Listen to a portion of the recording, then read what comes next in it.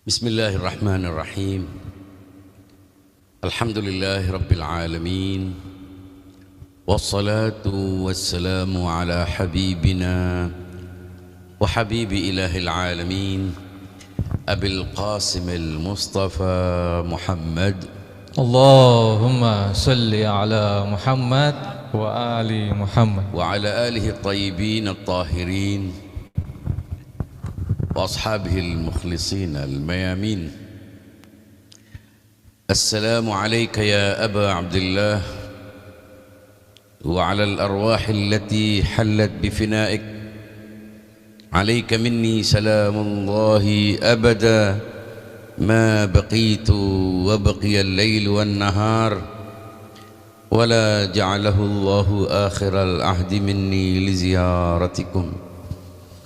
Assalamu ala al-Husain wa ala Ali ibn al-Husain wa ala awlad al-Husain wa ala ashab al-Husain. Wassalamu alaikum warahmatullahi wabarakatuh. Para pecinta Al-Husain, baik yang hadir secara offline maupun yang join secara online, kita semuanya patut bersyukur kehadirat Allah Subhanahu wa ta'ala. Patut berterima kasih kepada Allah atas segala anugerahnya, dan betapa banyaknya anugerah itu sehingga kita tidak bisa menghitungnya, karena kemampuan kita untuk mengingatnya pun adalah anugerah.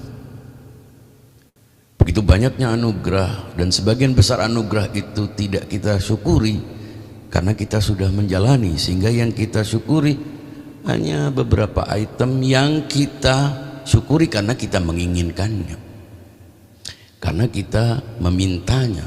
Padahal banyak anugerah yang sudah terjadi tanpa kita minta, banyak anugerah yang sudah kita nikmati tanpa kita cari, banyak anugerah yang telah berjalan berlangsung tanpa kita menanti, dan itulah yang sering kita lewatkan, seolah-olah itu bukan sebuah anugerah, seolah-olah itu bukan sebuah rezeki.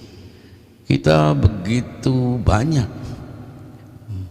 mensortir, menyingkirkan hal-hal yang tidak kita anggap sebagai rezeki, karena itu tidak kita harapkan, karena itu tidak kita inginkan, karena itu tidak kita cari dan kita nanti. Padahal itu sudah kita jalani. Keberadaan kita, oksigen, napas, keberadaan kita yang sudah terjadi ini pun bagian dari rezeki. Namun sayangnya begitu banyak rezeki yang terlewat, dan salah satu rezeki yang terlewat oleh kebanyakan orang adalah rezeki kesadaran, rezeki pemahaman, rezeki kesadaran tentang sesuatu yang membuat kita tahu realitas sejati, yang membuat kita mengenali hakikat realitas yang sebenarnya. Itulah rezeki yang terbesar. Maka dari itu, kalau kita berbicara rezeki, jangan sekali-kali kita membatasi rezeki pada hal-hal yang hanya karena kita menginginkannya kita sebut rezeki, yang karena kita terkungkung dalam dunia materi, kita membatasi rezeki itu pada hal-hal yang bersifat kuantitatif, yang konkret, yang terbatas, yang terjamah, yang terindrakan, yang dirasakan, dan kita menghindari segala sesuatu yang tidak kita inginkan, seolah itu bukan rezeki. Kita menghindari segala sesuatu yang kita anggap menjauhkan kita dari kenyamanan, keamanan, kebebasan, kenikmatan, kebahagiaan, kesuksesan. Semuanya itu dimaknai hanya terbatas pada realitas yang bendawi, yang konkret, yang terbatas, yang material. Dan karena itu kita tidak akan bisa memahami kalau kita tidak memiliki kesadaran tentang realitas sejati. Maka kita mungkin termasuk orang-orang yang tidak bisa mensyukuri arti duka, tidak bisa menikmati arti luka sebagaimana tadi yang disampaikan dalam prosa. Bagaimana kita menikmati luka, bagaimana kita menikmati derita, bagaimana kita memperingati, mengagungkan, mengenang sebuah penderitaan. Derita bukanlah sesuatu yang diinginkan oleh orang. Orang menginginkan kemenangan, kesuksesan, kekuatan, kedikdayaan, kebahagiaan, kesejahteraan, keselamatan, kemantapan. Itu semuanya adalah hal-hal yang merupakan tujuan dari kebanyakan manusia. Wajar. Dan menghindari segala sesuatu yang intinya, yang ujung-ujungnya adalah ketiadaan, kemusnahan. Makanya orang resah bila didiagnosis sakit, bukan karena sakitnya, tapi ujung-ujungnya adalah the end of life, ujung-ujungnya adalah kematian. Dan karena tidak memahami bahwa ada realitas sejati di balik kematian itu, orang cemas, orang melakukan segala sesuatu untuk menghindari itu, karena tidak ada kehidupan di balik itu, tidak ada realitas, tidak ada eksistensi selain yang terindrakan, selain yang ditangkap oleh mata, selain yang ditangkap oleh telinga, oleh hidung, oleh lidah, oleh semua sarana sensorik dalam tubuh kita. Kebanyakan orang menganggapnya bukanlah realitas. Realitas dapat dijamah, dipegang, dimiliki, diklaim, disimpan, dipersiapkan. Dan karena itu orang bersaing, saling sikut untuk mendapatkan itu. Ketika sudah mendapatkannya, entah dengan menyenggol orang, entah dengan membuat orang lain menderita, entah dengan memanipulasi, ia sudah dianggap sebagai orang yang mencapai kesuksesan. Itulah makna kebahagiaan, itulah makna kehidupan. Sehingga kalau orang tidak sukses, berarti dia gagal. Gagal, rugi. Rugi adalah ketiadaan. Orang memahami begitu. Nah, bagaimana orang bisa berkumpul bukan untuk bersenang-senang? Bagaimana orang mendengarkan sesuatu memuji kekalahan, dalam tanda petik, darah, derita? Orang ingin terhibur, orang membayar bagaimana dia supaya mendapatkan kesenangan, menghibur dirinya dengan berbagai macam cara. Bahkan kalau itu harus membuat orang menderita. Makanya kita kadang-kadang bersyukur perlu tumbal. Ada orang tertabrak, kita baru terima kasih, alhamdulillah. Syukurnya perlu korban. Ada orang jatuh, alhamdulillah saya tidak jatuh. Mengapa? Karena syukurnya didorong oleh hal-hal yang sifatnya material, dan itu kembali kepada kita. Nah, disitulah mengapa Al-Husain terlihat sebagai fenomena yang ironik menurut orang. Orang semua berjalan menuju kesuksesan, kebahagiaan, keselamatan, keamanan, kenyamanan. Ini justru menerjang itu. Dia keluar dari ruang, ia menerjang semua kenyamanan, dia singkirkan, ia jungkir balikkan semua standar-standar yang berlaku dalam kehidupan manusia pada umumnya. Inilah aral maut illa sa'adah. Aku tidak melihat kematian kecuali kebahagiaan. Wah, sakit. Kita mungkin bisa melantunkannya, bisa mempuisikannya, menarasikannya, tapi untuk memaknai ini perlu software baru. Ini bukan sesuatu yang bisa kita pahami dengan begitu saja. Kalau menyebutkan premis-premis, pernyataan-pernyataan yang quote-quote kebijakan, kita bisa berbagi tentang kiat-kiat mencapai kesuksesan. Orang mau, Tapi ketika ingin mendengarkan, aku tidak melihat kematian kecuali sebuah happiness. Apa ini maksudnya? Wal hayata ma'adh dhalimina illa barama. Dan hidup bersama orang-orang zalim, hidup dalam lingkungan yang korup adalah boring. Hidup tanpa batas, tanpa norma, tidak ada yang melarang. Mestinya kan enjoy, enak, nggak ada yang melarang, tidak ada norma, tidak ada yang perlu ditakuti. Tapi justru itu adalah sesuatu yang membosankan. Tidak ada dialektika, tidak ada perlawanan, datar, flat, semuanya enak, aman, asik, lucu, senang, riang, gembira. Itu justru adalah kematian bagi Al-Husain. Makanya Karbala, Asyura tidak bisa dipahami dengan software recehan, nggak bisa. Ini harus ada sesuatu yang, karena itu orang bisa duduk untuk mendengarkan duka. Orang bisa berebut tiket untuk melihat orang jingkrak-jingkrak dari luar negeri. Tapi orang pukul dada bisa orang berat. Lu menari-nari jingkrak-jingkrak seperti kera juga nggak ada masalah. Hebat, keren. Nggak paham apa yang dinyanyikan juga, yang penting keren. Orang bisa menangis mendengarkan kisah-kisah sinetron, jelas-jelas omong kosong, menangis dengan ingusnya sekalian.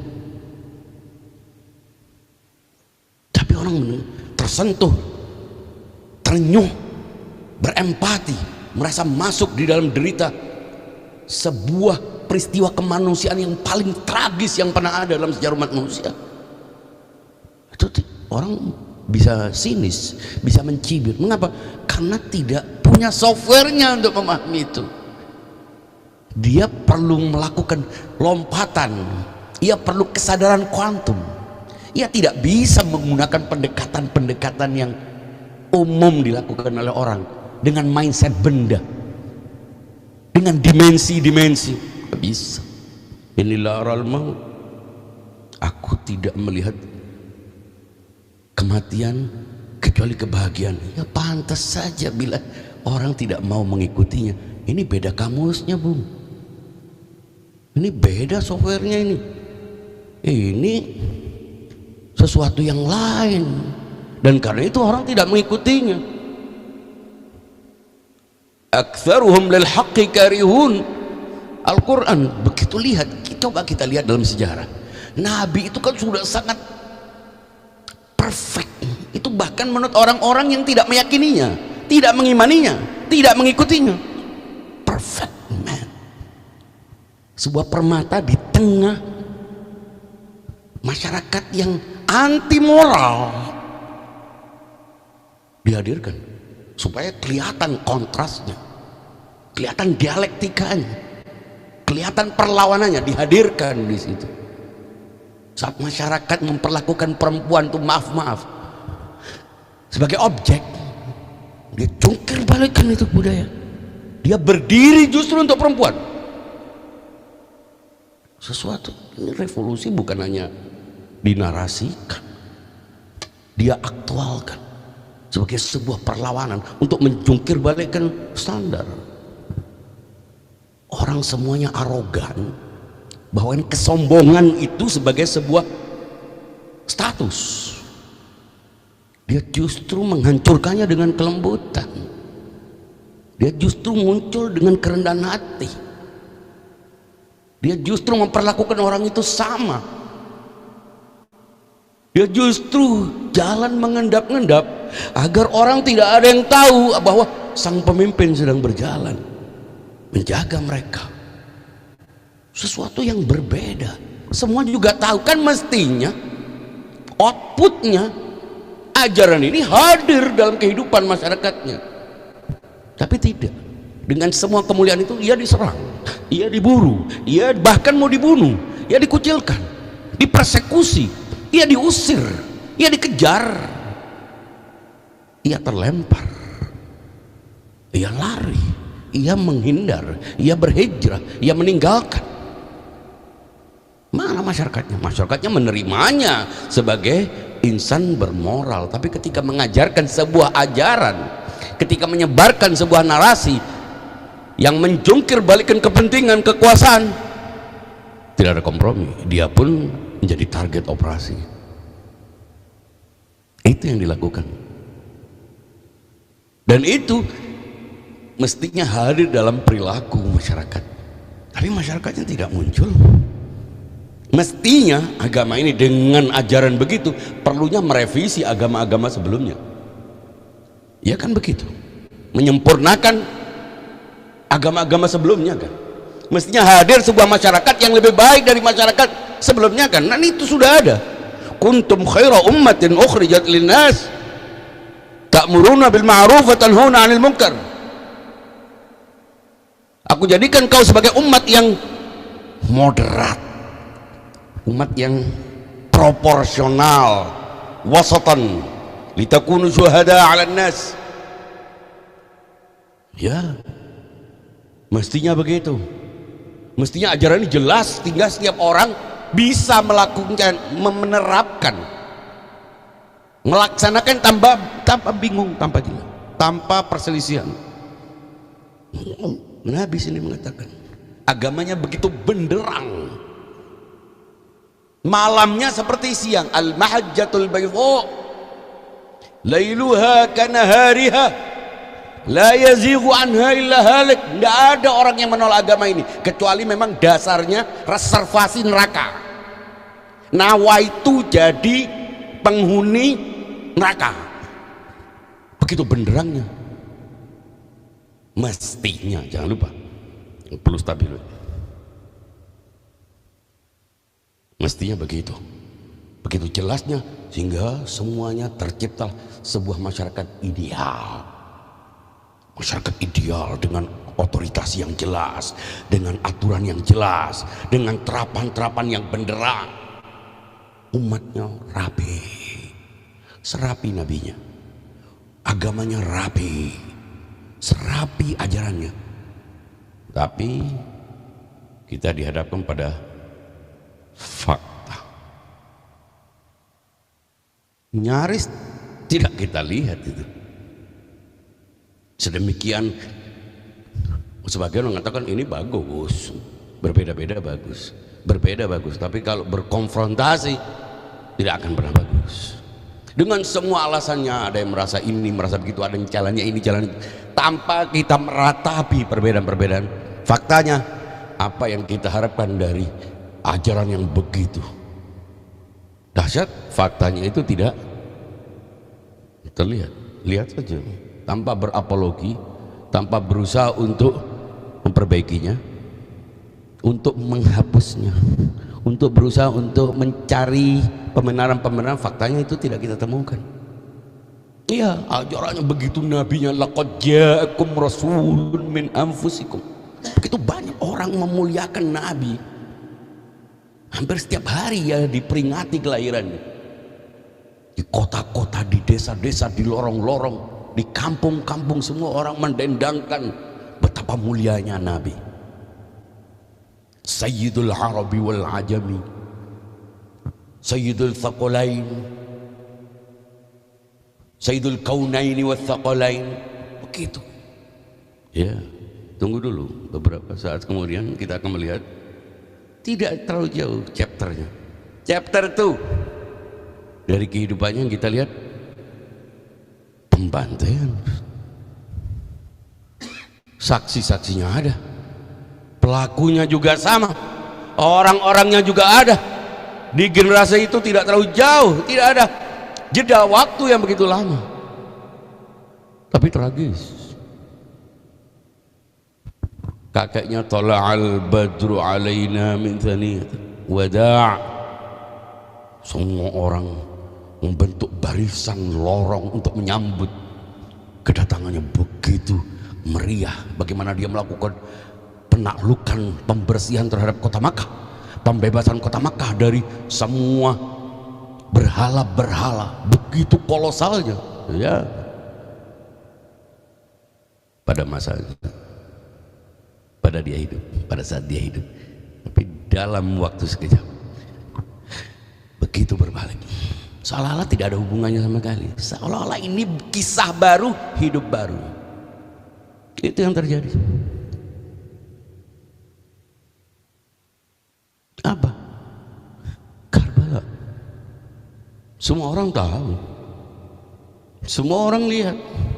Apa yang terjadi? Tidak ada orang. Semua orang menutup pintu, menutup jendela, tutup telinga, tutup mata, tutup hati, tutup mulut, tutup apa semuanya. Kenapa? Karena dia menawarkan sesuatu yang tidak viral, tidak punya akseptabilitas, tidak punya elektabilitas, tidak menarik, tidak mempesona, menakutkan, mengajak sesuatu yang inilah aral maut. Aku tidak melihat kematian kecuali inilah aral maut illa sa'adah, kecuali kebahagiaan. Hah? Kebahagiaan? Rasanya agak susah dipahami kebahagiaan. Ternyata Islam itu tujuannya datang untuk membuka mata kita, untuk keluar dari ruang ini, untuk keluar dari benda ini, agar segala sesuatunya selesai. Kalau kita menerima agama ini tapi kita tetap terkungkung dalam ruang ini, kita tidak akan menerima Islam dalam hakikatnya. Yang kita rasakan hanya manfaatnya. Ya, kalau cocok kita terima, kalau aman oke, kalau berisiko no. Ya, kita hanya mendapatkan manfaatnya, tapi kita tidak benar-benar masuk di dalamnya. Karena itu kalau kita melihatnya, mungkin kita mengaguminya, mungkin kita berempati, tapi kita tidak akan pernah masuk di dalamnya. Karena resiko. Kita ini sampai belajar bagaimana menghindari resiko, ada ilmunya itu. Manajemen resiko, kalkulasi sampai sedetail. Nah, ini nyobek buku itu, bakar buku manajemen resiko, yang nggak ada dong. Ya pastilah, betul. Sehingga karena itu ini bukan persoalan Imam Hussein bersama keluarga dan para sahabatnya dibunuh saja, bukan persoalan pembantaian saja. Imam Hussein tidak hanya segera melawan Yazid, tapi memberikan sebuah pelajaran yang menggedor kesadaran. Ya, lu apa artinya? Ini lihat, aku melakukan ini karena apa? Sudah tidak ada cara lagi untuk menyadarkan. Tujuannya apa? Supaya kita langsung sadar bahwa ada kehidupan yang lebih mulia, ada realitas yang lebih sejati, ada sesuatu yang lebih mulia. Hanya karena kita tidak pernah merasakannya, hanya karena kita tidak pernah menjamahnya, tidak menginderakannya, sehingga kita pun tidak mau. Nah, dengan logika itulah orang meninggalkan Al-Husain. Tahu kalau ini manusia mulia, semuanya tahu bahwa dia adalah manifestasi Nabi. Ya, banyak orang tahu, tapi ini persoalannya, ini mindset. Orang tidak punya kesadaran tentang sesuatu di balik ruang ini. Dia tidak bisa memahami ada sesuatu yang tak terjangkau oleh inderanya. Ia tidak bisa memahami sesuatu yang tidak punya dimensi-dimensi kebendaannya. Karena itu hanya orang-orang yang mampu punya melompat dalam kesadaran kognitifnya, mampu menerjang batas-batas pencitraan-pencitraan bendawi inilah yang bisa merasakannya dan menemukan bahwa apa yang dilakukan Al-Husain adalah justru perjalanan menuju kehidupan. Baru kita kemudian menemukan ayat-ayat Al-Quran yang selama ini kita tidak pahami. Jadi mengapa Al-Husain melakukan sebuah perlawanan? Bukan segera perlawanan sebagaimana perlawanan melawan penjahat, melawan penjajah. Itu sendiri sebuah kemuliaan. Tapi ada yang lebih besar dari itu. Sudah tidak bisa lagi penjelasan, tidak cukup. Sudah begitu jauh, orang sudah mengabaikan apa yang dilakukan oleh Nabi sedari sebelum Rasulullah Shallallahu Alaihi Wasallam mengembuskan nafas terakhirnya di Hajjatul Wada, itu tanda-tanda sudah mulai muncul. Ya, tapi kalau cuma ceramah, penyampaian, tidak ada sesuatu yang akan mengabadi, tidak perlu didemonstrasikan secara revolusioner, agama ini habis. Harus ada yang melakukan itu, dan yang melakukan itu bukan orang lain. Yang melakukan itu ya harus dari didikan Nabi sendiri. Kalau Nabi katanya berhasil mendidik umatnya, iya, umatnya embrion dari mana? Umat pertama ya keluarganya dong. Sukses sebagai ulama, gagal sebagai pendidik keluarga. Iya, enggak ada itu. Dia sukses mendidik umat, gagal mendidik keluarga. Dia sukses mencatat itu. Terus anaknya sendiri, cucunya sendiri gagal, bukan sukses. Sukses itu adalah orang yang paling dekat bersama dia. Sudah yang paling dekat sulit, orang jauh malah bisa dididik. Agak sulit kalkulasinya. Orang setiap hari mendengarkan wahyu, setiap hari melihat kemilau risalah, setiap hari mencium aroma semerbak sorga di rumahnya, detik per detik bersama Nabi. Lalu dia tidak bisa menjadi duplikat Nabi, tapi justru berhasil. Nabi itu mendidik yang di sana, yang ribuan mil, yang please jangan dicutikan logika. Karena itu Al-Husain perlu membuktikan Rasulullah berhasil mendidik umat, dan lebih penting dari itu berhasil menduplikasi dirinya dalam ruang yang paling privat, keluarganya. Makanya Al-Husain berkata, apabila agama ini menuntut tumbal, bukan orang lain, Muhammad Junior, Al-Husain yang harus muncul. Lau lam yastaqim dinu Muhammadin illa biqatli faya suyuf. Al-Husain menganggap dirinya murah, tubuhnya nggak ada artinya untuk agama ini. Jangan lupa ya, kita menghormati Al-Husain bukan karena sosok Al-Husain. Kita ini bukan penggemar figur. Al-Husain mulia karena apa? Karena memuliakan Islam, karena mengorbankan dirinya untuk Rasulullah. Dan Rasulullah itu menjadi mulia karena membawa agama ini. Buat dulu baru begitu juga kepada Al-Husain. Kenapa Al-Husain begitu mulia? Karena ajaran. Baru kemudian kita mencari manifest dari ajaran itu. Jadi kalau kita bicara Al-Husain sudah wafat, sudah syahid, sudah mencapai derajatnya. Lalu kita, apa hubungannya dengan kita? Hubungannya dengan kita semangatnya, spiritnya, konsepnya, ajarannya, nilai-nilainya, Husainismenya, Husainitasnya, konsep kehusainanan itu, yang karena itu kita rela untuk berbeda dengan kebanyakan orang. Kumpul untuk meratap, kumpul untuk menangis, kumpul untuk mengenang, kumpul untuk menikmati derita, kumpul untuk memuliakan luka, kumpul untuk merasakan penderitaan. Agar apa? Agar tangguh. Kita sudah punya contoh-contoh dalam ketangguhan. Tidak ada baper, tidak ada orang kalah derita di jalan ini kemudian kita menyalahkan orang lain yang mengajak kita berada di jalan ini. Anda tidak bisa minta ganti rugi kepada siapapun. Anda memilih, tidak ada yang menyuruh Anda masuk dan tidak ada yang melarang Anda untuk keluar. Al-Imam Husain malam terakhir, silahkan Anda punya kepatuhan, tapi kepatuhan bukan karena didoktrin, kepatuhan karena rasa tanggung jawab dan kesadaran. Masih ada jalan, masih aman, silahkan. Yang mencari kesuksesan benda, yang menganggap kehidupan hanya receh-receh, jalan panjang, silahkan ya. Jadi tegaskan bahwa kepatuhan itu bukan karena doktrin ditakut-takuti, tapi benar-benar bahwa itu adalah yang menyempurnakan kita, bahwa itulah yang membebaskan kita, itulah yang memerdekakan kita. Dan karena itu pilihan kita. Ketika itu menjadi pilihan kita, terima resikonya, nikmati deritanya, nikmati lukanya. karena itu sepadan dengan kemuliaan.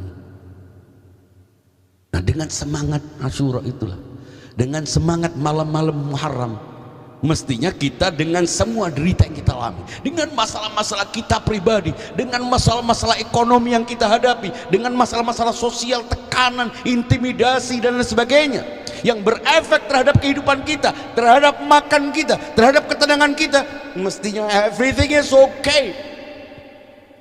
Jangan mengeluh, jangan saling menyalahkan, saling memperkuat. Atom itu kecil, justru karena kecilnya ya kuat.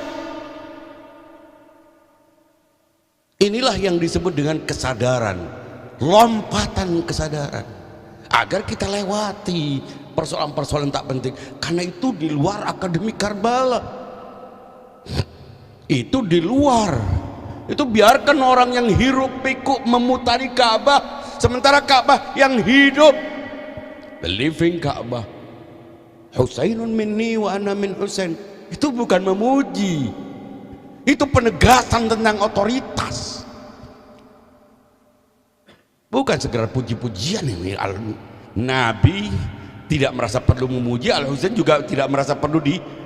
Puji itu tidak ada manfaatnya. Pujian adalah ujian. Makin Anda dipuji, makin Anda dibebani untuk bisa mempertahankan ujian itu dengan segala macam cara. Karena itu Nabi tidak pernah memuji, tapi menegaskan otoritas. Semua yang kita pahami sebagai pujian Nabi kepada Imam Ali, kepada Ahlul Bait, bukan pujian, tapi penegasan akan otoritas, penegasan tentang jalan dan beban yang harus dipilih, yang harus dipikul dengan penuh kesadaran. Baru kemudian kita bisa memahami terma-terma yang disampaikan oleh Ahlul Bait. Kita bisa memahami kata demi kata yang kadang dengan akal kita tidak bisa menangkap. Ya, coba kalau kita perhatikan doa Kumail, doa-doa yang ada itu beda dengan doa-doa yang pernah kita lontarkan seolah kita cuma minta, seperti order gitu. Nah, kita melakukan sesuatu yang begitu besarnya derita, tapi karena sudah biasa kita baca tanpa perenungan, tanpa kesadaran kuantum itu, klise, seolah-olah kalimat saja yang dibaca. Bayangkan Imam Ali membacanya dengan duka. Al-Husain berkata, kalau semua kezaliman orang itu dibalas, kita sakit hati, kita dizalimi, hak kita diambil, uang kita dirampas, kita ditipu, itu semuanya dibalas di dunia ini. Lalu buat apa surga? Lalu apa arti ketabahan? Apa arti kesabaran? Kata Al-Husain, Anda dizalimi, Anda berikhtiar untuk melakukan pembalasan, tapi kalau tidak mampu, jangan khawatir. Itulah makna kesabaran. Kalau semua kebaikan kita kemudian dengan berdoa, dengan sholat malam, dengan berbuat baik, kita ingin mendapatkan imbalannya instan di dunia ini, lah buat apa surga? Mungkin kita termasuk orang yang tidak bahagia. Ya, Imam Husain kalah kok, kalah menurut standar receh ini, kalah. Diinjak-injak puluhan kaki kuda kok, dipenggal kepalanya, dibuat main bola, oper-operan antara Samar bin Jausan dengan pasukannya, junjung-junjung pasukannya orang dengan tabuhan-tabuhan disambut,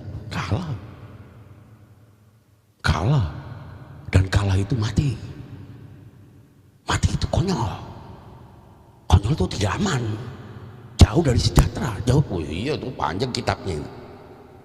Tapi itu semua dijungkir balik. Mengapa? Memang tidak bisa dipahami tanpa sebuah kesadaran kuantum tadi, tanpa sebuah lompatan untuk memahami segala sesuatu. Segalanya tidak harus dengan benda, dengan kuantitas, dengan pendekatan-pendekatan material. Ini bukan objek-objek konkret yang tunduk pada observasi empirik. Ini sesuatu yang lain, yang kalau kita tidak mendapatkannya, tidak akan muncul iman, ya, tidak akan muncul iman. Iman itu apa? Iman itu bahasanya nggak perlu dipersulit. Trust. Anda naik pesawat, Anda menyerahkan nyawa Anda yang boleh jadi tidak kembali. Iya. Kenapa Anda naik pesawat? Karena Anda punya trust. Artinya trust apa? Nurut. Trust melahirkan patuh. Bagaimana muncul trust? Thinking, berpikir, pengetahuan. Untuk muncul berpikir secara logis, muncul pengetahuan, knowledge, muncul trust. Setelah trust, do it. Lakukan. Jangan tanya lagi. Anda sudah di pesawat, Anda tanya ijazah paspornya, ijazah terbangnya dari mana. Pastikan dulu sebelum naik. Kita berada di dalamnya, kita trust. Yang kita ini sudah trust mestinya. Dan karena mestinya sudah trust, mestinya sudah tidak ada lagi fakta-fakta yang selama ini kita lakukan. Tapi kenapa ada trust tapi faktanya kita seperti masih menimbang-nimbang? Mungkin kita tidak benar-benar punya knowledge, kita tidak punya lompatan kesadaran itu, sehingga tidak muncul trust sebagaimana mestinya. Nah, menghadiri malam-malam Asyura itu bukan sekedar mendengarkan ceramah, tapi kita belajar untuk mengambil hikmah lompatan-lompatan agar kita menganggap semua masalah itu menjadi kecil, agar derita itu ternyata nikmat. Derita adalah nikmat. Karena Imam Husain sudah melakukan itu. Perlunya melakukan itu apa? Agar menjadi model, contoh, parameter. Itu sumber self healing. Anda tidak perlu diajari orang untuk itu. Dia adalah sumber energi, optimisme. Itu yang buat Anda tangguh. Bayangkan, para ibu bisa niru bagaimana seorang Zainab, Sayyidah Zainab, mengangkat anaknya yang masih lucu, bayi masih lucu, masih merah, berlumur darah. Kalau kita kan dibedai sampai miring-miring, ini dibedai dengan darah, lalu mengangkat tangannya ke langit. Allahumma taqabbal hadzal qalil minal qurban. Ya Allah, terima ini bingkisan kecil. Itu kalau enggak punya software yang super enggak bisa ngomong gitu. Artinya anak bukan milik kita, lahir dari kita tapi bukan milik kita, milik Allah. Dan karena itu Imam Husain semuanya dikorbankan untuk apa? Untuk mengingatkan kita. Ingat ya, aku korbankan semuanya yang ada dalam standar manusia, aku lakukan semuanya agar ada yang mengingat, agar ada nalar-nalar yang masih bugar menangkap itu, menembus lorong-lorong waktu, mengiang-ngiang dalam sanubari generasi demi generasi. Dan karena itu kita peringati, sedikit maupun banyak, nggak ada urusan. Makin sedikit makin kuat, makin tangguh. Dan kita adalah orang yang bersyukur. Syukur apa? Syukur punya kesadaran. Wa qalilun min ibadiyas syakur. Begitu sedikit orang yang bersyukur. Bukan syukur dapat makanan, syukur mobil, syukur punya semen, punya kusen, punya syukur kesadaran. Mensyukuri kesadaran tidak bisa dibeli di toko, tidak bisa dikuantifikasi dengan obligasi, tidak ada nilainya di pasar saham. Saham akhirat. Walal akhiratu khairun laka minal ula. Dan karena itu kita ngambil air, ngambil spirit, ngambil energinya dalam setiap Asyura ini. Tujuannya untuk setahun, bila perlu untuk sepanjang waktu. Ya karena kapasitas kita rendah, ya kita rechargingnya per tahun. Ada orang-orang tertentu yang sudah selesai, dia hanya justru untuk memperbanyak. Kalau kita sudah empty ini, naik lagi. Orang-orang lain sudah tambah, dia mengalami perfeksi, sehingga terlihat setiap tahun indikasinya dia sudah menjadi manusia lain dalam bersikap, dalam berbicara, dalam mengatasi masalah. Semuanya menjadi bagian dari Karbala. Kullu yaumin Asyura itu artinya Ya semuanya adalah perlawanan. Tidak ada hari tanpa perlawanan terhadap kezaliman, termasuk kezaliman dalam diri kita. Setiap hari adalah Karbala. Artinya tidak ada ruang dan waktu kecuali di situ ada perlawanan terhadap kezaliman. Wa man kana yarju liqa rabbih falyamal 'amalan salihan wa la yusyrik bi'ibadati rabbih ahada. Jadi kita berbuat baik tujuannya dengan kesadaran lintas benda, kesadaran di luar ruang. Inilah kesadaran metafisika, di mana segala sesuatunya memiliki esensi yang berbeda. Kata yang kita gunakan sama, tapi maknanya berbeda. Beda dengan orang yang sekedar menyebut Al-Husain dengan orang yang memang hidup. Karena kita tidak perlu menghidupkan Asyura, justru kita menghidupkan diri kita dengan Asyura, menghidupkan malam-malam Asyura, menghidupkan diri kita dalam malam Asyura. Mudah-mudahan kita mendapatkan berkah energi Karbala, energi Asyura, dan makin tangguh, makin tidak kecil hati melihat jumlah, melihat persoalan-persoalan hidup kita yang sebetulnya kalau dibanding dengan apa yang dialami Al-Husain kecil. Kita bukan orang-orang manja, kita adalah generasi yang akan menyusul kafilah Al-Husain, yaitu generasi yang menyambut manifestasi dari Al-Husain. Bukti bahwa agama ini tidak hanya faktanya yang terjadi, tapi mestinya yang terjadi.